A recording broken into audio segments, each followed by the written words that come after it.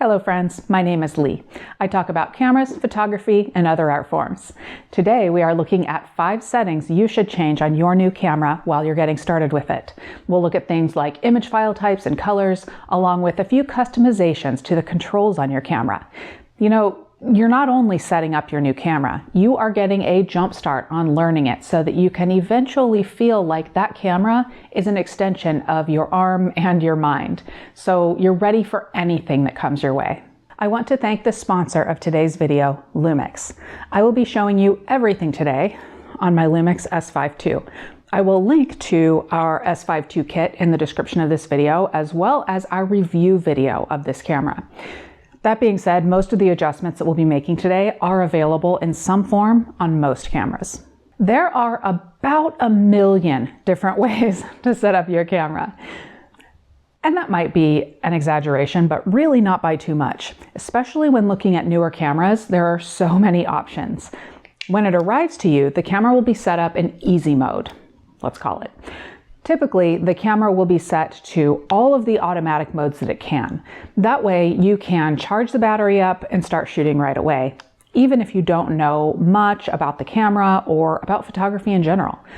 But today, we will walk through 5 things that you can do quickly to learn about your camera and have it working for you so that you can take control when and how you want and have a great experience from your first day with your new camera. In a video a few weeks ago, I mentioned resetting the camera. It's worth mentioning again. If you purchased a camera used, you should reset the menus so that you can start from scratch. When you do that, you typically also set your date and time. Along those same lines, check your camera's firmware version. It is typically in the setup menu, and update the firmware if needed. This helps to ensure that you have the best and latest version of your camera, as software is a huge part of the camera capability equation. You can find the latest firmware by searching the internet for your camera and firmware update. All the camera companies' websites have instructions for updating. More and more camera companies are publishing firmware updates that add new capabilities to the camera, so this is a step you shouldn't miss. Staying in the setup menu, this is typically where you will find the option for sounds. One of the first things I always do is turn off any beeps and extraneous noises that the camera makes. For example, many cameras can beep when they achieve autofocus. I turn it off. There are other sounds that your camera may make. In the case of the S5II, I can have it silence all beeps and even silence the electronic shutter if I want. I generally keep that sound on, but I set it at a low volume. This sounds item is certainly personal preference. If you like your camera's autofocus beep, by all means keep it on, but it's good to know where to turn it off in case you are in a quiet situation and you don't want your camera disturbing the peace. Frankly, on cameras that have phase detection autofocus, like the S5II, your camera is going to lock onto focus quickly and reliably, making the beep unnecessary. And that's great for you and for the people around you. You should know where your autofocus controls are and understand what they mean. Ideally, you will learn and experiment with them enough to know which to use when. I go in depth on this in my Basics of Photography course, which is free, and I will link to it in the description of this video. Many cameras will be set to an auto mode, where when you half press the shutter release button, the camera will focus on whatever it thinks is the subject.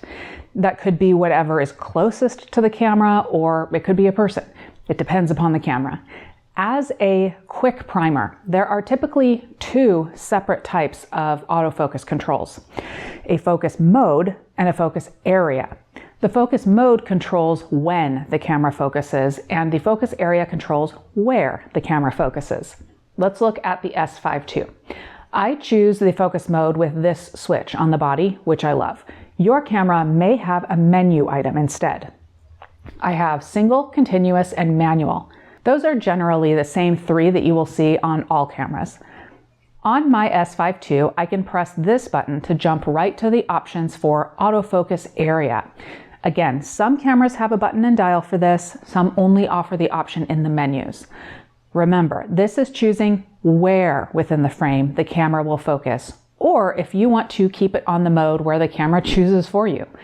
This may include an option for human or animal face or eye detection, like you see here.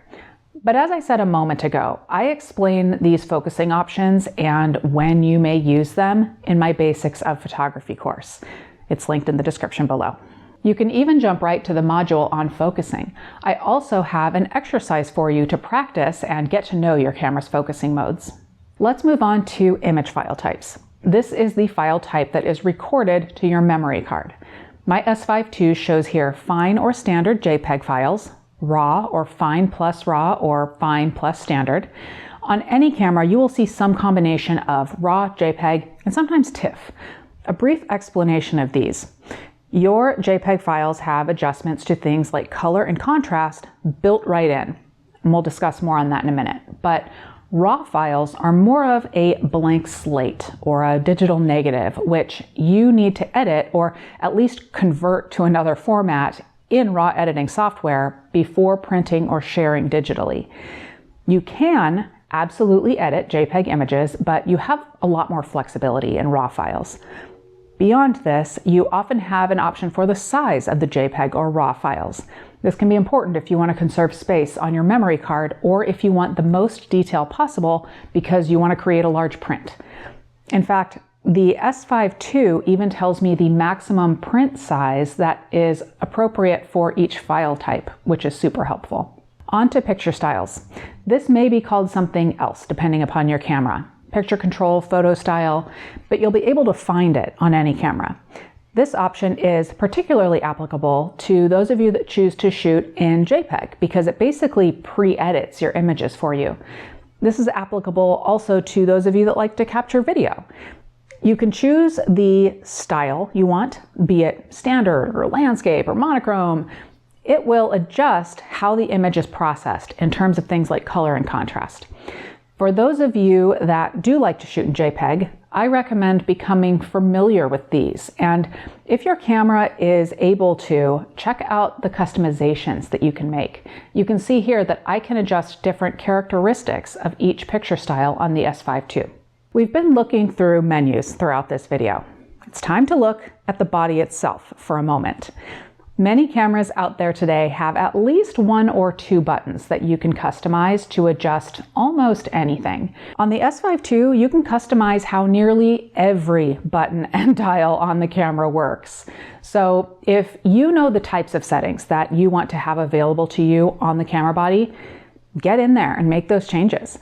For example, I changed this button on the front to toggle the level on and off. Incidentally, some lenses also have buttons that you can set from the camera menus. Now, settings are meant to be changed. You don't have to make a decision to, for example, shoot in RAW one day and then never change back to JPEG ever again. You can, and arguably should, change your settings every time you pick up your camera.